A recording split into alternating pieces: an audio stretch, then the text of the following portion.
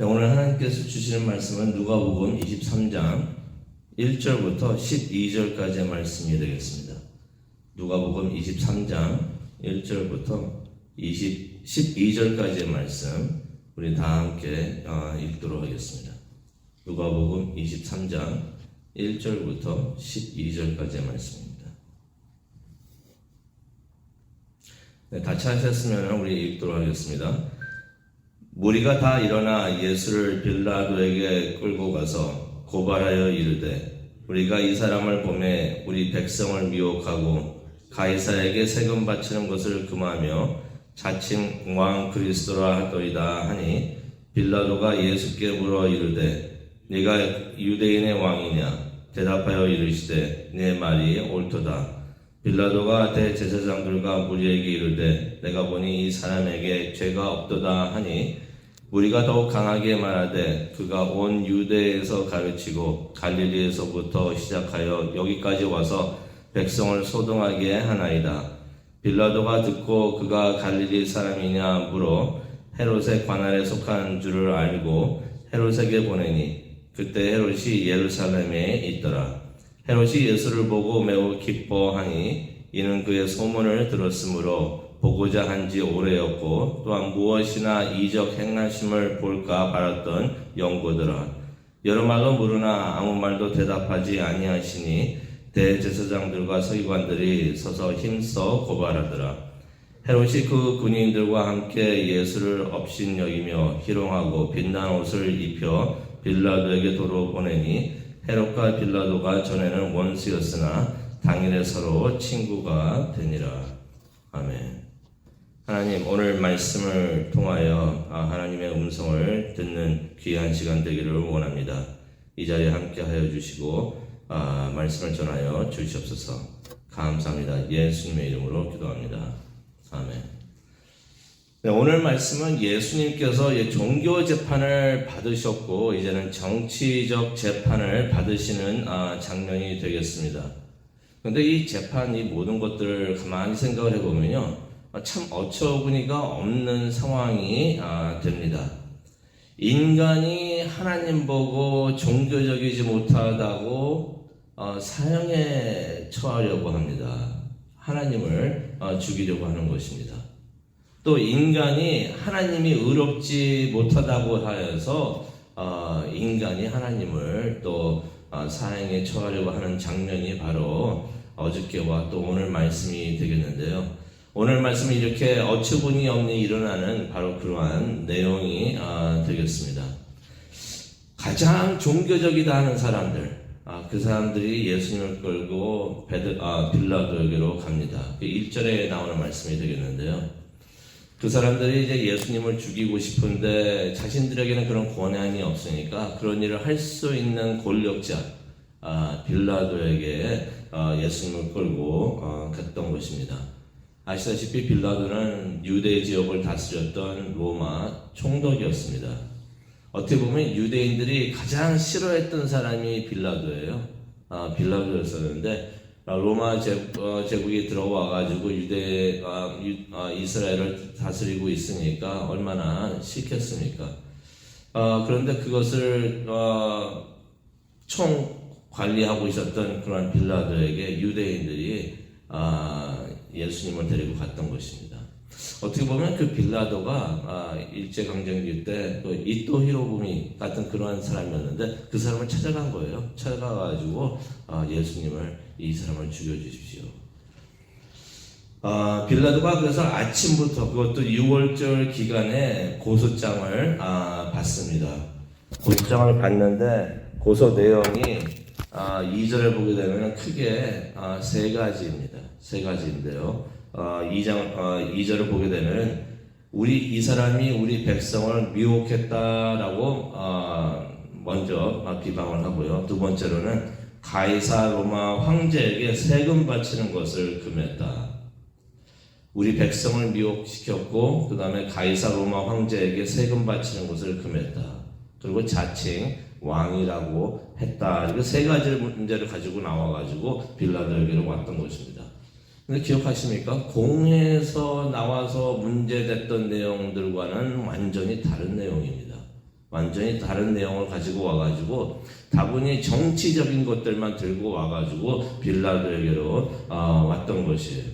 이 종교 지도자들이 알았던 것입니다. 종교적인 이유로 예수님을 죽여주십시오 하면은 이 로마 정치인들이 아무도 신경을 쓰지 않고 그들에게는 문제가 되지 않는다는 것을 깨닫고, 그래서 정치적인 제목을 예수님에게 뒤집어 씌워가지고 예수님을 고소하기를 원했던 것이에요.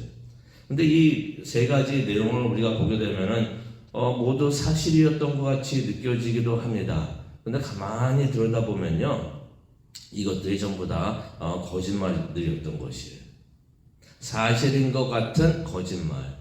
그래서 사람들이 그런 것 같아요. 누구를 비방하고 비난할 때도 완전히 말 안 되는 말 갖고는 안 하고 사실인 것 같은 거짓말로서 서로 이렇게 비방을 하고 많이 그러고 그랬는데, 이때 종교 지도자들도 똑같은 방법으로 예수님을 그렇게 비난을 했던 것입니다.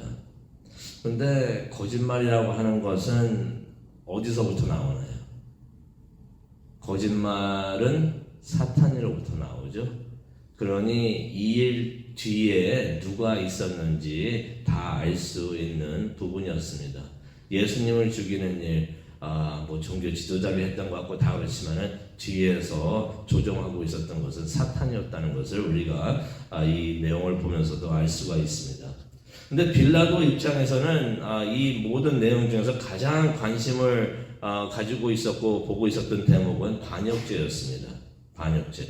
그러니까 우리 백성을 미혹했다. 이거는 내란 선동입니다. 그리고 가이사 로마 황제에게 세금을 바치는 것을 금했다 하는 것은 국가 정책 반대가 될 수가 있고요. 하지만 자칭 왕이라고 했다 하는 것은 그것은 어떻게 보면 반역죄가 되는데, 이 세 가지를 들으면서 빌라도에게는 반역죄에만 신경을 썼던 것이에요. 그래서 3절에 보니까 이런 질문을 하죠. 네가 유대인의 왕이냐? 그랬더니 예수님께서 대답을 하십니다. 네 말이 옳다라고서 말씀을 하십니다. 실제 신문은 오랫동안 진행이 되었을 것입니다. 이거 한 번 물어보고 대답하고 하는 것을 모든 걸 끝내지는 않았을 것이고요. 오랜동안 그냥 계속 다른 질문도 하고 신문을 계속 했었을 텐데, 빌라도가 모든 신문을 마치고 선언을 합니다. 그게 4절에 나옵니다. 내가 보니 이 사람에게는 죄가 없다라고서 말을 합니다. 빌라도도 예수님을 봤더니 죄가 없는 것을 빌라도도 인정을 한 것이에요. 생각을 해봅니다. 예수님, 세상 정치인들도 봤을 때 인정한 흠 없는 어린 양이셨던 것이에요. 바로 그분이 십자가에 못 박혀 죽으셨던 것입니다. 근데 이제 빌라도가 그렇게 선포를 하니까, 내가 보니 이 사람에게는 죄가 아무리 봐도 죄가 없다라고 말을 하니까 법정이 아수라장이 돼버립니다.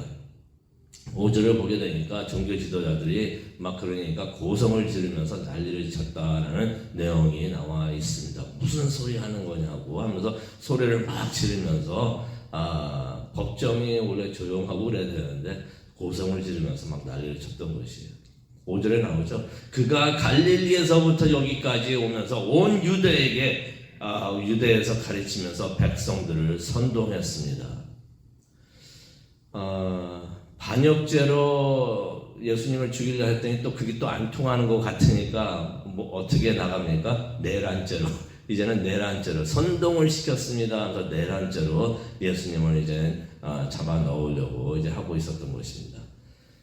빌라도 입장에서는 참 난감했을 것 같아요. 아무리 보더라도 죄가 없는데 반역죄가 있다고 그러고 내란죄가 있다고 하니까 참 곤란했던 것 같습니다. 이 종교 지도자들의 마음은 뻔하죠. 속이 다 들여다 보입니다. 이유는 상관없으니까 무슨 이유를 붙여서라도 이 예수를 죽여주십시오라고서 그렇게 요구하고 있었던 것이에요. 그래서 빌라도가 이거 어떡하나 우선 고민하고 있는데 갑자기 갈릴리라는 단어가 들립니다. 갈릴리. 그러니까 그 갈릴리라는 소리를 들으면서 이 빌라도의 머리가 빠르게 막 움직이는데요. 갈릴리는 헤롯이 통치하고 있었던 곳입니다. 그래서 빌라도가 7절에 보니까 이렇게 생각을 합니다. 내가 이것을 가지고 고민하지 말고 헤롯에게 넘기자라고 그렇게 생각을 합니다. 또 마침 우리가 알듯이 헤롯도 바로 그때에 예루살렘에 있었던 것입니다. 그 헤롯한테 넘겨버리자. 이렇게 7절에 보니까 그렇게 하기로 한 것입니다. 그래가지고 예수님께서 빌라도에도 갔다가 대제사장들 앞에서 갔다가 또 빌라도에도 갔다가 또 헤롯에게도 가게 되는데요. 8절을 보니까 헤롯이 예수님을 보고 일단 반가워합니다. 기뻐합니다. 이유는 뭐 특별한 이유는 없었고요. 이전부터 성경에 보니까 예수님에 대한 소문을 듣고서 만나보고 싶어 했다고 하는데 특별 이유는 아닙니다. 별다른 의미는 없고요. 8절에 보니까 그저 예수님께서 기적을 많이 행하신다고 하니까 그 기적 한번 보고 싶어서 예수님을 보니까 만나고 싶어 했다. 그냥 어떻게 유명한 마술 쇼를 하는 사람이 하나 있으니까 그 앞에 왔다 그러니까 그런 사람 한번 보고 싶어 하는 그러한 헤롯의 모습을 보게 됩니다. 예수님이 구세주이시고 또 말씀을 전하시는 분이어서 만나보고 싶었던 것이 아니고요. 아시다시피 헤롯이 무척이나 악한 사람이었던 것입니다. 세례 요한을 죽였던 사람이 바로 이 헤롯이었던 것이에요. 헤롯 앞에 나오니까 또 정교 지도자들이 여기서도 맹렬하게 예수님을 비방을 합니다. 10절에 나오죠. 근데 이 비방하는 내용이 다 거짓 고발이었던 것이에요. 근데 가만히 생각을 해봅니다. 예수님을 이렇게 거짓으로 고발을 하고 있었고 비난하고 있었던 사람들이 다 종교 지도자들이었어요. 그렇죠? 대제사장들이었고 율법을 가장 잘한다는 율법학자들이었고 서기관들이었고 다 그랬었는데 율법에 의하면은 거짓 증거는 죄가 되는 것입니다.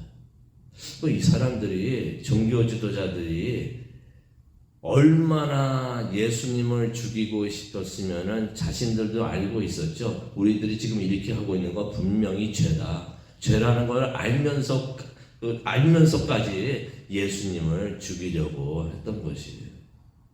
얼마나 예수님이 미웠으면은 눈이 가렸으면은 그렇게 했었을까 하는 생각을 해봅니다.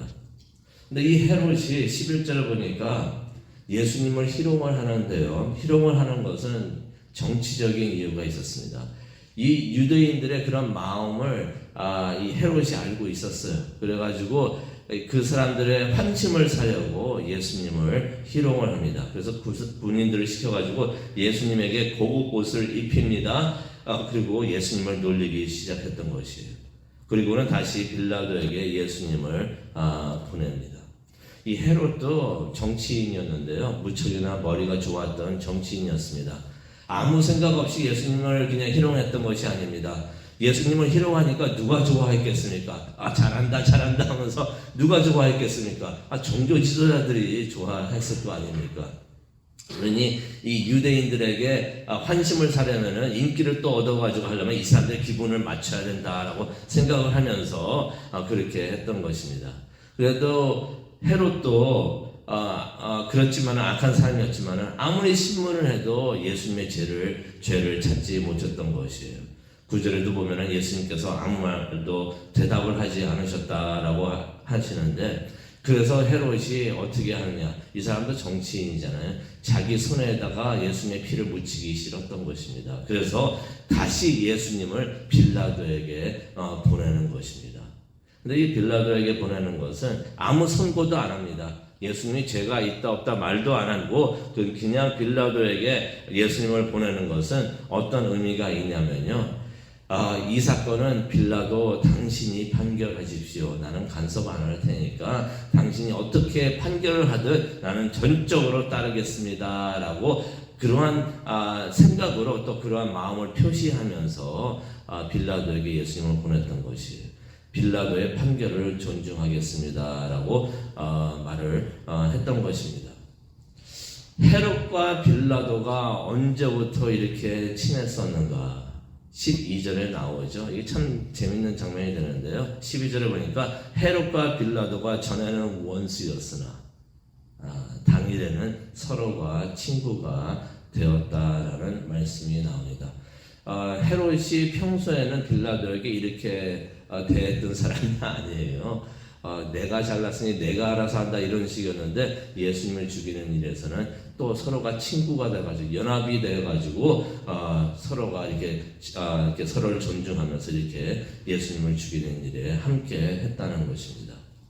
오늘 말씀을 보면서 우리가 기도하는 시간을 갖기를 원하는데요.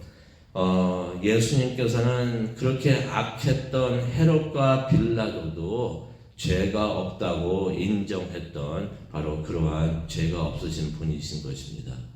그런데 죄가 없으신 예수님께서 어떻게 보면은 세상에서 가장 악하다고 하는 죄인들을 죽이는 그런 모습으로 십자가의 모습으로 예수님께서 돌아가셨던 것이에요. 십자가가요 아름다운 것이 아닌 것입니다. 십자가는 흉악한 것이에요. 흉악한 것입니다. 죄가 없으신 하나님, 죄가 없으신 성자 하나님 그리스도께서 왜 그렇게 흉한 모습으로 돌아가셨어야 하는 것인가? 그것은 바로 우리들 때문에, 우리들을 대신해서 우리들의 죄가 그 십자가에, 우리들의 죄 때문에 우리가 그 십자가에 못 박혀 죽어야 하는데 우리들을 대신해서 예수님께서 돌아가셨다는 것을 오늘 이 아침 다시 한번 기억하기를 원합니다. 그래서 예수님의 십자가 앞에 우리가 서 있기를 원합니다. 십자가 위에서 흘리신 예수님의 귀한 피로써 우리가 모든 죄를 다 씻김을 받기를 원합니다.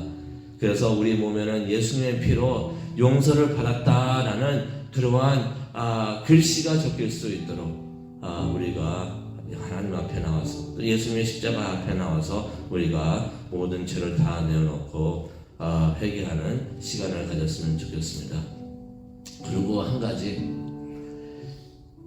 예수님께서 빌라도하고 헤롯 앞에서 아무런 말씀도 안 하십니다. 대제사장들하고 종교인들 앞에서도 그러셨지만은 말을 해도 이 사람들이 믿지 않을 거니까 예수님께서 아무 말도 안 하셨던 것 같습니다. 그렇다면 오늘 우리에게는 이것이 얼마나 감사의 말씀이 되는가 생각을 해봅니다. 우리에게는 하나님께서 말씀을 주시잖아요. 우리가 설교를 통해서도 우리가 말씀을 듣고 또 말씀 성경을 읽으면서도 하나님께서 우리에게 음성을 들려주시는데 우리에게는 말씀을 주시는 것, 이게 얼마나 감사한 일인가. 하나님께서 우리를 말씀을 통하여 우리에게 은혜를 주시고 또 우리에게 축복을 주시고 또 인도하신다는 것을 하나님께서 우리에게 알려주시는 것입니다.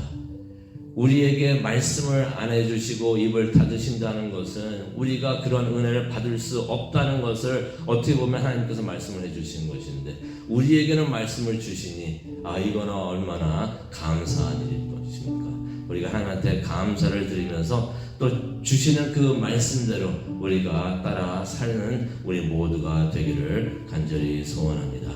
우리 다 함께 기도하도록 하겠습니다. 사랑과 은혜가 충만하신 하나님 아버지 감사합니다. 종교적인 재판과 정치적 재판을 받으시면서 이제 앞으로 십자가에 못 박혀 죽으시는 예수님을 다시 한번 생각을 해봅니다. 우리가 평소에 그 아름답게만 생각하고 있었던 그 십자가가 흉한 죄인들이 죽는 십자가인 것을 다시 한번 깨닫고 예수님께서 왜 이런 모욕을 당하시고 또 십자가에 못 박혀 죽으셨는가 생각하는 이 아침이 될 수 있도록 하나님 은혜 내려 주시옵소서. 하나님 앞에 나와서 기도하는 우리에게 하나님 함께하여 주시고 말씀을 전하여 주시옵소서. 그 주시는 그 말씀을 생각하면서 그 말씀대로 사는 우리 모두가 될 수 있도록 하나님 은혜 내려 주시옵소서. 감사합니다. 예수님의 이름으로 기도합니다. 아멘.